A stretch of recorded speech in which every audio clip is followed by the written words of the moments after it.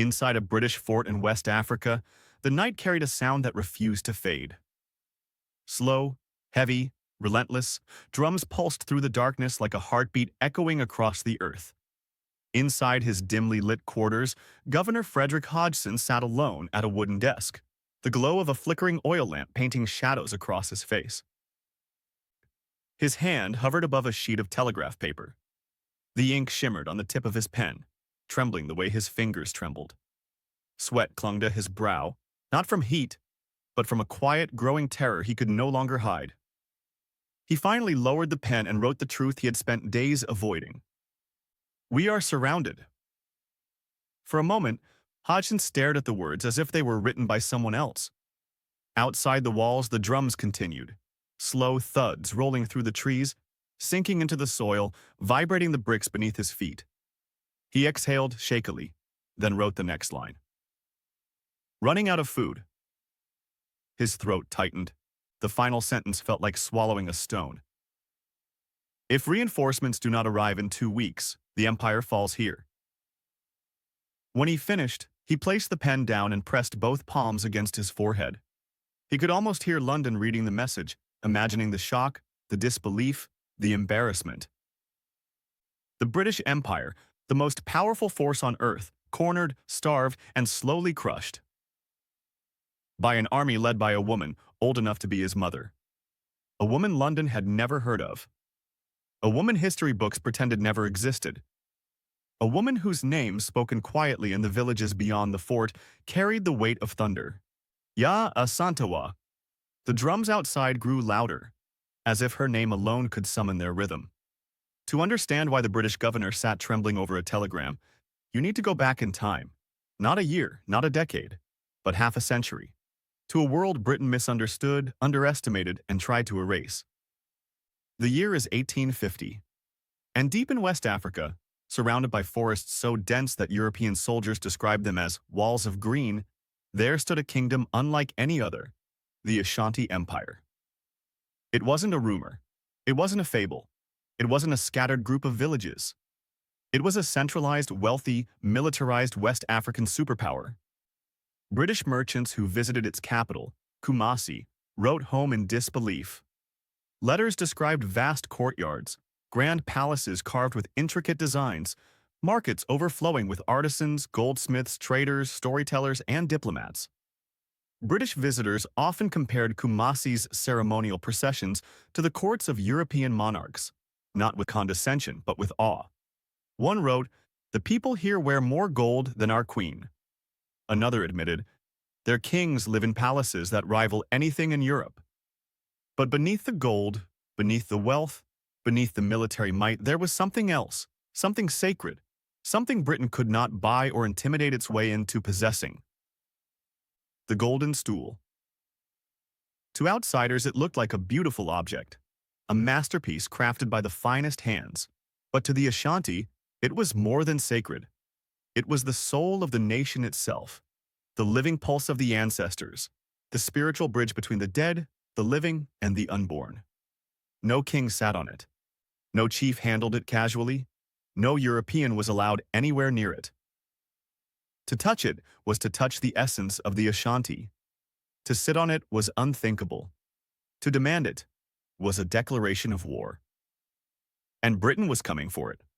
For decades, the Ashanti and the British collided again and again. Two worlds pressing against each other, each convinced it could outlast the other. 1824.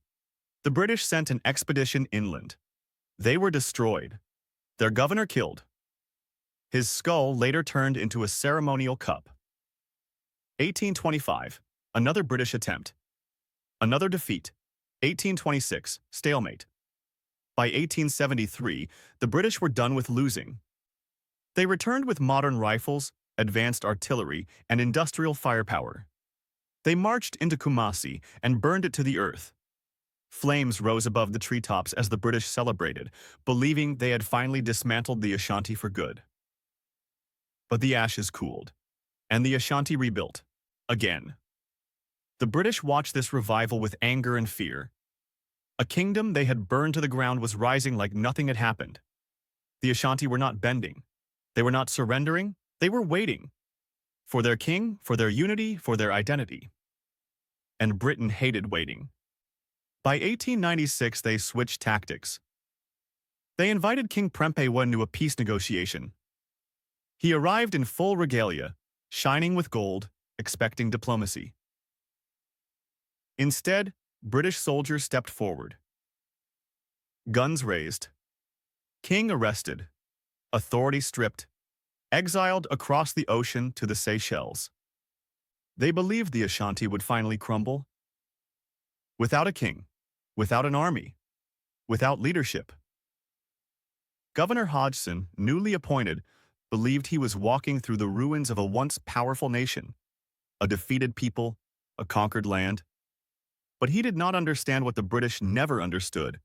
Ashanti identity did not live in a king. It lived in the people, in the ancestors, in the Golden Stool, and in one woman. A woman the British would learn to fear. A woman whose voice would ignite a war. A woman whose leadership would trap Hodgson in his fort, starving, desperate, and terrified. Her moment came in March 1900. Governor Hodgson summoned the Ashanti chiefs to a meeting. He walked into their sacred palace as if he owned it. And with the pride of a man who thought the empire made him untouchable, he said the words that would shatter everything. "Where is the Golden Stool? Bring it to me. I am the representative of the Queen of England. I shall sit upon it." The room froze. To the chiefs, it sounded like hearing a man demand to sit on the souls of their ancestors, to defile the grave of every king, every warrior, every mother and father who had ever lived. But they stayed silent. Not because they agreed, but because silence was the only shield they had left. That silence did not mean surrender. It meant waiting. And in that silence, someone stood, small in stature, 60 years old, eyes burning with fury. Yaa Asantewaa, Queen Mother of Ejisu. She stepped forward, and the quiet in the room shifted. She stared at the chiefs, men who had fought, ruled, commanded armies, men now paralyzed by fear. With a voice that rose from centuries of dignity and defiance, she spoke. "Is it true that the bravery of the Ashanti is no more? I cannot believe it. If men will not fight, then we the women will. I will call upon my fellow women. We will fight the white man. We will fight until the last of us falls on the battlefield." Then she removed her head wrap, a gesture of unwavering commitment, and threw it to the ground. "I will lead the army myself." In those few words, the course of history changed. Within days, she mobilized ancient networks that Britain thought were dead. Runners moved through forests. Drums signaled across villages. Hunters, craftsmen, farmers, elders, young men, they all answered. 20,000 warriors gathered in 2 weeks. And on March 25, 1900, the siege began. The drums that haunted Hodgson's fort started before dawn. Slow at first, then heavier, then rising like a storm. British soldiers climbed the walls and froze. The forest was moving. Not wind, people, thousands. They emerged from the trees and encircled the fort entirely. Hodgson felt his stomach twist. This wasn't a protest. This wasn't a skirmish. This was a trap he had walked straight into. Yaa Asantewaa's siege was not chaos. It was strategy. Supply lines cut. Water poisoned. Roads blocked. Hit and run strikes at dawn. Retreats before any counterattack. Inside the fort, disease spread. Dysentery, malaria, exhaustion. Food vanished. Soldiers ate rats, roots, insects. Hodgson's telegrams grew frantic. "Send help immediately. We cannot hold. The situation is desperate." But outside, the drums continued. Day and night, rhythms shifting, messages encoded in sound. A psychological assault designed to drain every last bit of British resolve. One officer wrote in his diary, "This is no rebellion. This is a war, and we are losing." By the third month, only 120 British soldiers could still fight. And Hodgson, the man who once demanded to sit on the Golden Stool, disguised himself and fled under cover of darkness. The representative of Queen Victoria ran for his life from a grandmother. And London panicked. Because if she could do this, if she could shake the empire, if word spread, rebellion would ignite across Africa. So Britain responded with force unlike anything West Africa had ever seen. But that part of the story comes later. Because to understand how close the British Empire came to collapse, you need to see what they feared losing. You need to understand the Ashanti world Britain tried to erase. And you need to witness the full rise of the woman who became their greatest threat. The Ashanti world was not a flicker in history. It was a force. A civilization shaped by forests that shielded it, rivers that fed it, and traditions that defined its people for generations. Their society was layered with meaning, order, and memory. Everything, every ritual, every drumbeat, every decision connected past to present and present to future. To understand why Britain feared them, you first have to understand how they lived. The Ashanti Empire was not held together by brute force. Yes, it had a powerful military, one of the most sophisticated in the region. Yes, its warriors were legendary. But the secret of Ashanti unity wasn't fear. It was belief. A belief in community. A belief in the ancestors. A belief in the spiritual bond that connected every Ashanti person to the Golden Stool. The Golden Stool was more than a royal artifact. It was the living symbol of the nation. It was said that the stool descended from the sky, carried by a golden cloud, and landed gently on the lap of the very first Ashanti king. Whether literal or symbolic, this story shaped the identity of millions, and because of it, the Golden Stool became untouchable. Britain saw it differently. To the British administration, the stool was not sacred. It was a challenge, one they needed to break to consolidate their control. Governor Hodgson believed that demanding the Golden Stool would be the final step in establishing British dominance. To him, the stool was simply a throne, a chair, a trophy. He did not understand that he was asking to sit on the soul of a nation. When Yaa Asantewaa began mobilizing her people, the call spread like wildfire. Messengers traveled through the night, whispering her words into the ears of chiefs and villagers alike. "If the men will not fight, then we women will." That sentence alone carried the weight of a revolution. It challenged the chiefs, rekindled old loyalties, and ignited a fire that British intelligence never saw coming.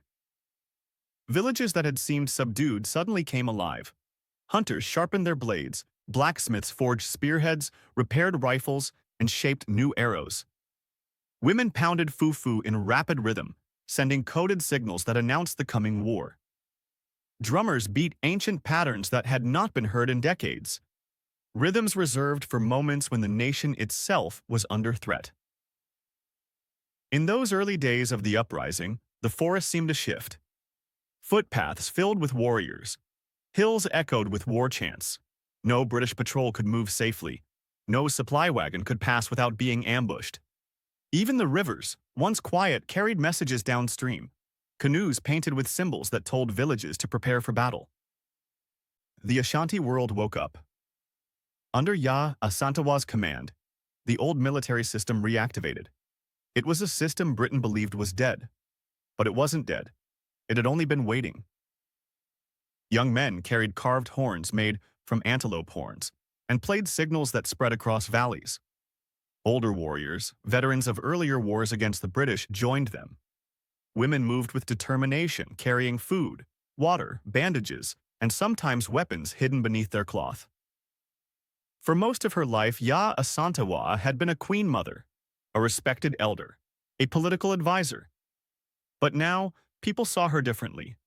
She walked through the villages with authority, her voice steady, her eyes focused. Warriors bowed to her, chiefs listened to her, and ordinary people followed her without question. Her leadership wasn't loud. It wasn't chaotic. It was steady, firm, immovable, like the roots of the forest trees she walked past every day. As the Ashanti prepared for war inside the British fort, panic crept in slowly. At first, Hodgson tried to reassure his men.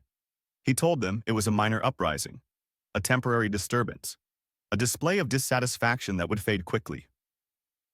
But each day, The sounds from the forest grew louder. The drums shifted from simple beats to organized codes. Soldiers heard them at dawn, at midday, at dusk, at midnight. There was no silence, no rest. The first attacks came quietly. A British patrol left the fort to fetch water. Minutes later, screams echoed from the trees. Moments later, silence. Another group tried to clear the surrounding bushes. They never returned. The British attempted to send messengers to the coast. None arrived. Then the siege began. At dawn, long shadows stretched across the forest floor. Then movement, dark figures emerging from the trees, forming patterns, spreading into lines. Warriors appeared on every side of the fort, their golden ornaments catching the light, their weapons raised. The British garrison scrambled to their positions, rifles loaded, cannons aimed. But the Ashanti didn't storm the fort. They didn't rush the walls. They didn't attack recklessly. Instead, they waited. Yaa Asantewa's plan was not one of brute force. It was one of patience, pressure, and power. Cut the roads, block the paths, destroy the bridges, poison the streams, control the air with drums so the British never sleep. Inside, fear took root. Soldiers began counting their rations. Bread hardened, salted meat disappeared. Insects became meals, rats were hunted. And still, the drums continued. To the Ashanti, the drums were communication. To the British, they were torment. Soldiers wrote notes they never sent. They scribbled prayers in the margins of letters. Some cried quietly at night, too ashamed to let others hear. One young soldier whispered, "It feels like they're in our minds." And they were. Yaa Asantewaa understood psychology as well as strategy. She knew a starving soldier is weak, but a terrified soldier breaks even faster. Weeks passed. The fort became a graveyard of hope. The men grew thin. Their uniforms sagged. Their eyes hollowed. They whispered rumors of ambushes, of disappearances, of shadows that moved through the night. Hodgson tried to keep discipline. He held morning inspections. He ordered drills. He gave speeches. But every speech sounded weaker than the last. Every attempt at confidence failed because the truth was already visible. They were losing. After 2 months, the fort smelled of sickness. After 3 months, the British couldn't bury their dead fast enough. Then came the breaking point. A disease outbreak swept through the fort. Dysentery struck first, then fever, then delirium. Men collapsed while standing. Some died leaning against the walls. Others hallucinated, claiming they heard voices calling their names from the forest. Hodgson sent another telegram. Reinforcements urgently required. Fort under complete siege. Numbers dwindling rapidly. By the 3rd month, he sent the message he hoped he'd never write. Survival unlikely. That was the moment he understood the truth. He might be the governor who lost the Ashanti territories, and with them, perhaps the empire's grip on West Africa. And so, on April 23, 1900, under the cover of a moonless night, Hodgson disguised himself as a local worker, wrapped cloth around his head, darkened his skin with soot, and fled the fort with a small escort. But the forest was alive, and it listened. Warriors reported movement. Signals passed through the trees. Runners sprinted through the undergrowth, but Hodgson slipped through by luck, guided by a local who later betrayed the Ashanti for money. When London received the report, panic spread through the colonial offices. This was not just another rebellion, not another disturbance, not another local uprising. A grandmother had trapped a British governor and nearly wiped out an entire garrison. For the first time, London worried about a chain reaction. If this story spread, Nigeria could rise. Kenya could rise. South Africa could rise. India could rise. So they prepared a massive response. But before their reinforcements marched inland, the British officers reviewed their reports. And in those papers, one sentence appeared again and again. She commands them with absolute authority. Yaa Asantewaa wasn't a myth. She wasn't a symbol. She was real. And she was dangerous. What she built in weeks had taken the British decades to dismantle. And now, as the sun rose over the forest and warriors sharpened their blades, the next phase of war was about to begin. A war Britain believed they could win easily. A war they thought would break the Ashanti once and for all. A war they assumed was the beginning of the end. But in truth, it was the beginning of their greatest fear. The British believed that overwhelming force would end everything quickly. They assumed that the Ashanti would scatter the moment they heard Maxim guns, Europe's deadliest weapon, capable of firing hundreds of rounds per minute. They believed the Ashanti warriors would fear artillery blasts that could tear through walls and level compounds. But what they didn't understand, what they never understood, was that the Ashanti were not fighting for territory or pride or political leverage. They were fighting for their soul. They were fighting for the Golden Stool. And a people fighting for their soul does not break easily. When reinforcements landed on the coast and marched inland, they carried the arrogance of empire with them. Their officers assured them it would be a simple campaign. "You'll be home by Christmas," some were told. Others boasted they would march into Kumasi in a week. But as they approached the forest, the mood changed. Outposts they expected to see were burned. Villages they thought were loyal were empty. Roads that once supported colonial caravans had vanished beneath overgrown vines. The forest was no longer a neutral landscape. It was an Ashanti weapon. It swallowed sound. It hid movement. It blocked vision. At night, the darkness became absolute. Even trained soldiers struggled to see a step ahead. Some said the air felt thick, almost alive, as if the forest itself listened to their footsteps. The Ashanti used this terrain as if they were an extension of it. They knew every bend in the path. They knew how to move silently across the roots, how to vanish behind the trees, how to strike without warning. The British officers tried to march in tight formations, but every formation broke. Every step forward was a step into uncertainty. Then came the first ambush. A crack of gunfire. A burst from the tree line. Then silence. British soldiers raised their rifles and fired blindly into the forest. For a moment, they believed they had cleared the threat. But when they moved forward, no bodies were found, no footprints, no signs of retreat. Only the echo of drums, slow, steady, calculating. The Ashanti were not trying to kill as many soldiers as possible. They were shaping the battlefield, wearing down morale, testing the enemy's nerves, showing them that the forest belonged to the Ashanti, not the empire. And so the march continued, each day slower than the last. When the British tried to build temporary camps, Ashanti scouts watched from the trees. When officers discussed strategy, word somehow reached Ashanti commanders within hours. Warriors moved through the night, cutting small holes through the edges of tents, stealing supplies, sabotaging muskets with water or mud, leaving nothing but footprints that seemed to appear and disappear. It drove the British mad.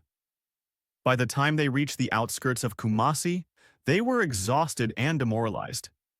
Many had fallen sick. Others were dehydrated. Some had begun to fear the forest more than the warriors hiding inside it. But they pressed on. Kumasi had to fall. The British Empire demanded it. Back at the fort, the small garrison left behind tried to maintain a sense of discipline, but morale was crumbling. Officers paced with forced confidence. Soldiers sharpened bayonets with trembling hands.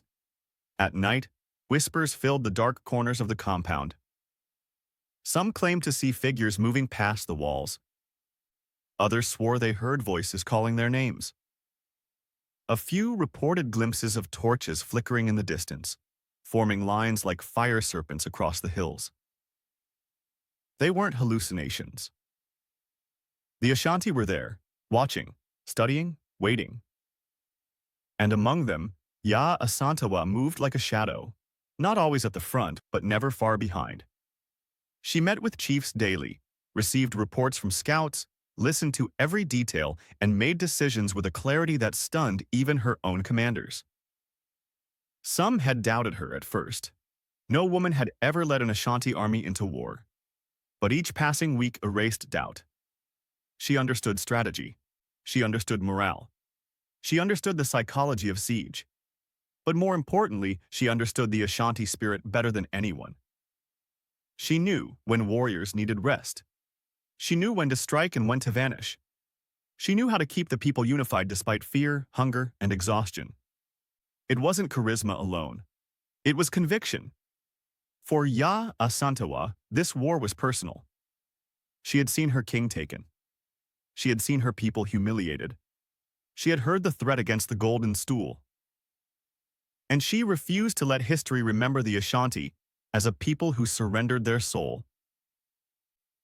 As British reinforcements moved into Ashanti territory, deepening the conflict, a strange shift occurred among the villages. Instead of fear, there was pride. Instead of submission, there was resolve. Children gathered around elders to hear stories of old Ashanti victories. Women sang songs of ancestors who had fought before. Men walked with straightened shoulders, sharpened weapons, and painted their faces in the red, black, and gold patterns of war. Everywhere, the same message spread. This is not a battle for land. This is a battle for who we are. When the British reached the inner region near Kumasi, the forest finally opened into broader clearings. But this brought no relief. The Ashanti had prepared for this too. Warriors lined the ridges above. More guarded the narrow paths. Some moved below the hills, hidden among the rocks. The British set up artillery. A command was given. A cannon fired. The explosion echoed across the valley, scattering birds from the trees. But the Ashanti didn't run. They didn't break. They adjusted. They vanished into new positions, flanking the British in ways that confused the officers. The Ashanti weren't fighting in straight lines like European armies. They were fluid, dynamic, unpredictable. It was a clash between two different worlds. Industrial warfare versus ancestral knowledge. Firepower versus strategy. Empire versus identity. And somewhere within this unfolding chaos, Yaa Asantewaa stood with her commanders, studying the battlefield with calm intensity. Her hands rested on a wooden staff, carved with Adinkra symbols, symbols of unity, strength, and moral purpose. One chief later recalled, "She did not shout, she did not panic. She looked at the field as if she had seen it all before." And in some ways, she had. This war was simply the newest chapter in a centuries-long struggle between the Ashanti and outsiders who thought they could conquer them. Yaa Asantewaa had heard every story of past battles. She had listened to elders describe earlier victories, earlier sacrifices, earlier betrayals. She knew what was at stake. She knew what defeat meant. She knew what success could inspire. Not just in Ashanti, but across all of Africa. The British reinforcements pushed forward with increasing aggression. They built supply depots. They installed forward artillery posts. They burned villages believed to support the rebellion. They seized food. They imprisoned anyone they suspected of spying. But the Ashanti did not break. If anything, the brutality strengthened their resolve. Every burned farm created more volunteers. Every arrested villager created more warriors. Every insult, every act of disrespect fueled the fire. And through it all, the drums continued, pulsing like a second heartbeat across the land. Their rhythm changed depending on the message.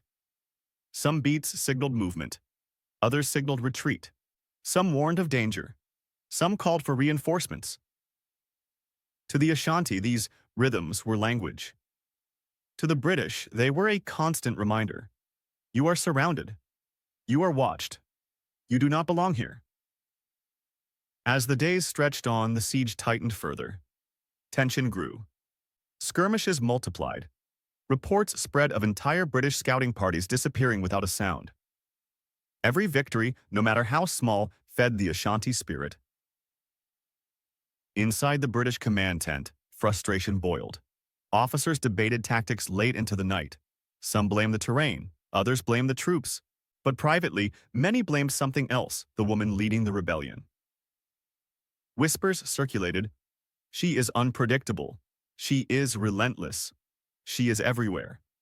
And most terrifying of all, she might win. But the British Empire refused to imagine that possibility. Instead, they escalated. Because if a grandmother could shake the empire here, then thousands of grandmothers across Africa might do the same. And in London, the fear of rebellion was far greater than the fear of defeat. This was no longer a local conflict.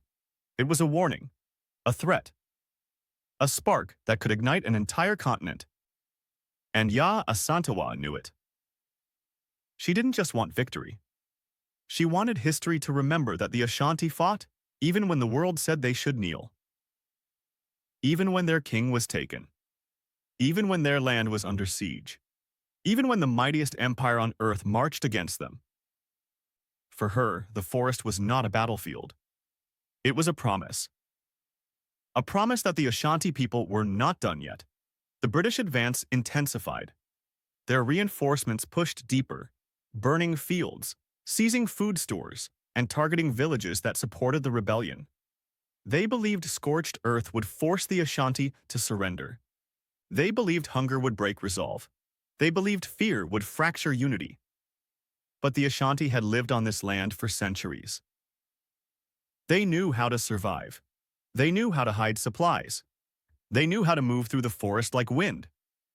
Every attack the British launched was met by an answer. Every push forward met an invisible counter. Every night, the drums responded. Slow, steady, undying. The British commander wrote in his journal, "These forests breed warriors. They never stop coming."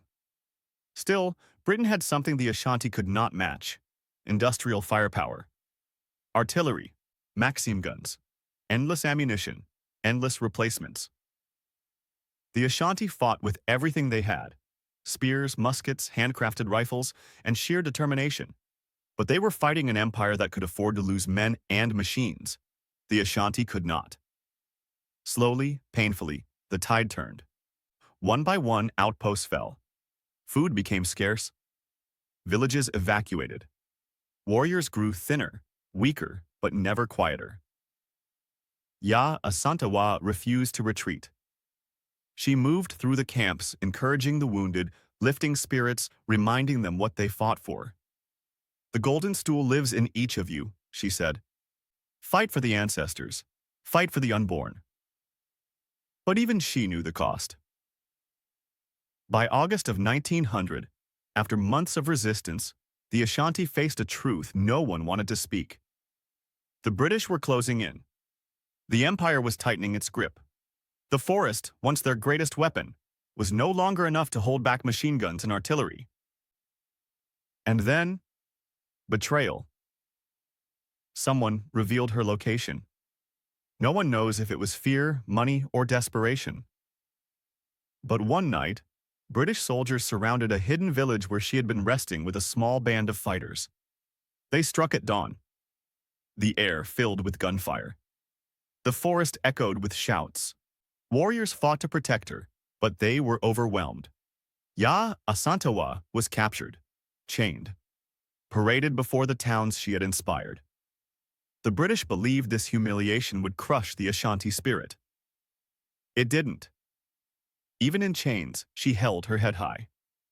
Even in defeat, she refused to bow. Even when exiled to the Seychelles, 5,000 miles from her homeland, she never apologized, never regretted, never broke. She died there in 1921, far from the Golden Stool she had sworn to protect. Far from the forests whose drums once shook the empire. But her story did not end with exile.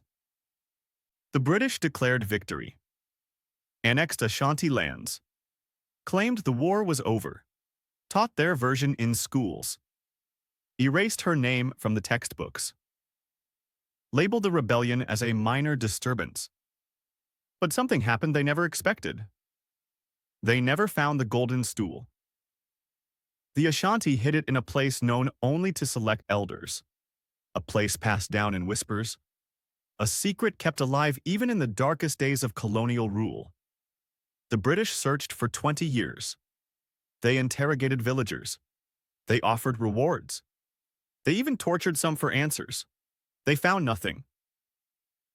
In 1920, workers accidentally uncovered its hiding place, just for a moment. By the time British officers arrived, it had vanished again. To this day, the location remains secret, protected, cherished, untouched. The soul of the Ashanti survived. And so did the story of the woman who fought for it.